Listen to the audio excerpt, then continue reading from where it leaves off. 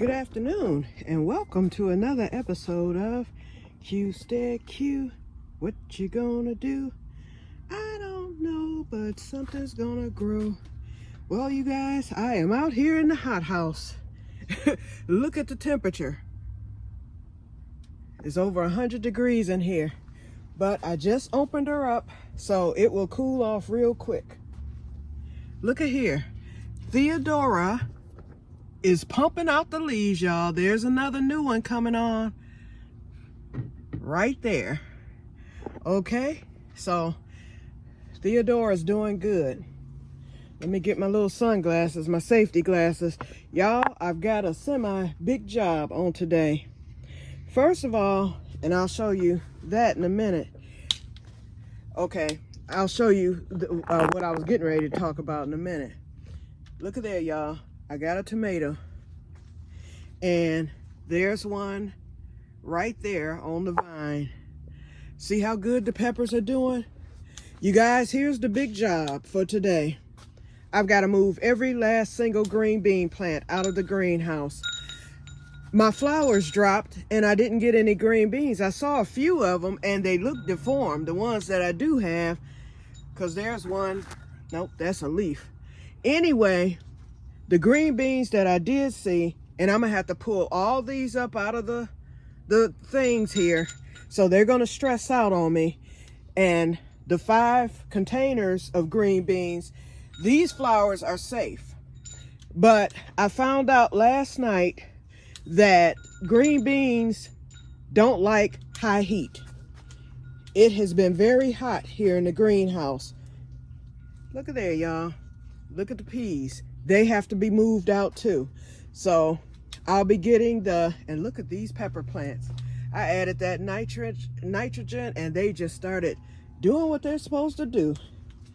Yeah, I found out, I went to YouTube University because I was like, I should have gotten at least 3 or 4 bags by now. I usually have all my green beans.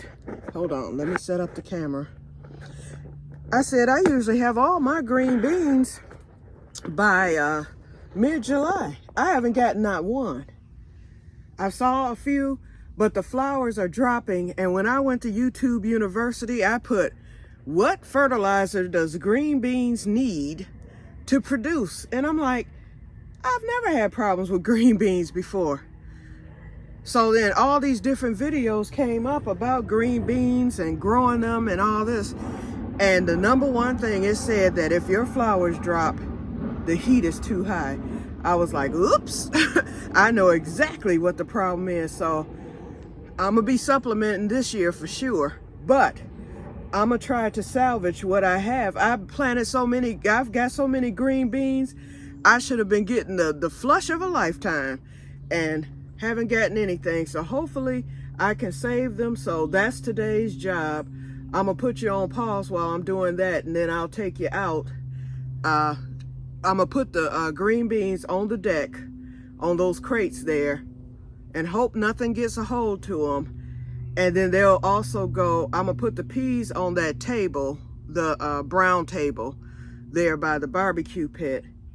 And so that's where they will be housed for the rest of the summer, and hopefully I'll get some harvest. Okay, the other thing I did, actually, it wasn't going to be a test harvest. I was actually going to harvest the potatoes in the roof stout garden up front. And I did harvest those because I knew those weren't going to do anything. They were going to be small, which they were. But a few surprised me. For instance, here's one that came out of that ground, you know, the roof stout in the front of my house. Remember last year I had little teeny tiny balls. And so this one surprised me there. But I was going to harvest the ones in the container in the front, and I decided I would leave them be. Then I was going to harvest the ones out of that smaller keyhole garden up front, because I had found some rotted potatoes there last week. And I think I was filming when I found 2 rotted potatoes, and there were 3 in all that I found. So I was like, let me go on and get these done, because we got storms last week after I found the rotted potatoes. And then yesterday we ended up with storms again. Today is nice and sunny. So I said, let me go on, during a break yesterday, I was like, let me go on out here and harvest these potatoes. I pulled up one plant, and I'm gonna show you some of the potatoes that came out of that one plant. See the size? I said these things were well on their way. Now this one greened out on me, and this one did too, so I've got to toss these two. Or I'm gonna keep them. I'm gonna keep them and see if they root. I'm gonna put them in my little cellar thing, and if they root, I'm gonna throw them back in the ground, and then they can just be overwintered. This one has a little green on it too, but I think this one is okay. But these were the two biggest. All of them were respectable. I knew these were gonna get bigger because they were still attached to the plant, and these were like kind of off to the side where they had detached. And so I knew these weren't going to get any bigger. I was like, my goodness. And I'm still not done with that one area. And then this is what I got all together from everything in this basket. So these came from the front in that, in the ground. Oh, these two, all the big ones came from but those smaller ones came from the front bed, the roof stout. So from here on in, I will forever plant potatoes in the ground, because I see it is a difference between that and the container. I mean, I might throw a few if I have extra or whatever. I can always go with the container for those, just to be doing it. But I know that the fertilizer, between the muriate of potash, the Epsom salt, the blood meal, your regular amendments, what else? Sulfur, yeah, a little sulfur, and the fish emoji. I've been doing that faithfully every week, even in the containers. So I said, instead of I got those rotted potatoes out of that keyhole garden, but I was like, I have 4 more plants here. I'm gonna let these keep growing, because I didn't see any rotted. I looked up, I looked at the surface, and the potatoes that I saw at the surface, they were nice size and they were in good condition. So I said, I'll put a little more hay there to protect them. And then also, I did not finish, because where I pulled up the one plant up front where I got the bigger potatoes that you saw, I didn't even dig. So those just came from the top of the soil. So I need to dig down further, but it was about to rain again, which it did. So I'll just leave. If there's any under there, I'll just leave them. But I will eventually dig down there and see if there's some more potatoes buried, because the roots do run deep. That I saw, because I felt roots from the other plant way up at the front where I was. So I'm like, okay, these roots are running, they're fairly deep or whatever. Hold on, let me take another sip, because y'all know, let's see if this temperature is dropping. Doesn't feel bad in here though. It's still 100, but yep. And I'm getting ready to water. I've been staying hydrated. I went and bought some Gatorade. So I've been doing pretty good, but it actually, to me, it feels good out here. I guess because I got it open now, so I can feel the airflow and whatnot. But the warmth feels better on my legs. And it's almost time for my follow-up neurology appointment. I know he has to do another MRI on the lumbar spine, because that's where he saw the issue.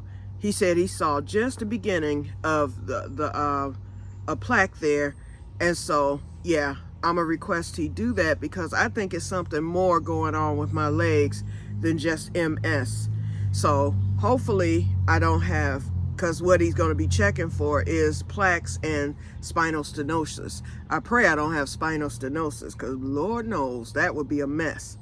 But something's up, because this walking, you know, if I'm not using the aid of something, I would be on the floor, y'all. And I'll be getting my walker real soon. I called about that, so we got all that squared away. So I'm just waiting on them to call me to set up a day for delivery. That I won't even go into that story. Oh, a cricket. Wait, is that a cricket? Go on. No, he's something that flew, but he just flew out good. He looked like a wasp, but he was on the ground there. Okay, but anyway, so okay, so let me get going because I'm sitting up here rambling. But I will show y'all a few things. I showed y'all the tomato, but let me show y'all the pigeon peas, y'all. Okay. Let me bring this up, and hopefully I took that thing that cuts off the film off of there, so hopefully it won't cut off.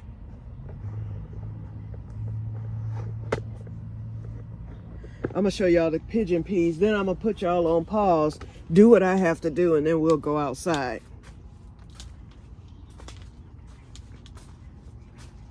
Didn't those things shoot up? I didn't know they got that big. Look at that. And this just happened when we started hitting 100 degrees. Look at the French tarragon. It's doing really well. It's almost time to harvest that again. Okay, so that's all I wanted to show you. Then these greens are getting real tall, but they are getting bigger since I pruned them. But I think I ended up getting too much nitrogen in that soil because I've never had greens to grow up this tall. Usually they are short, stout, and bushy.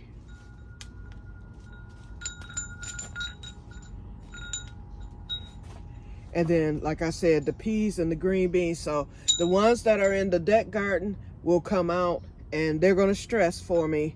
But I'll put them in the containers and whatnot, and they'll come back for me.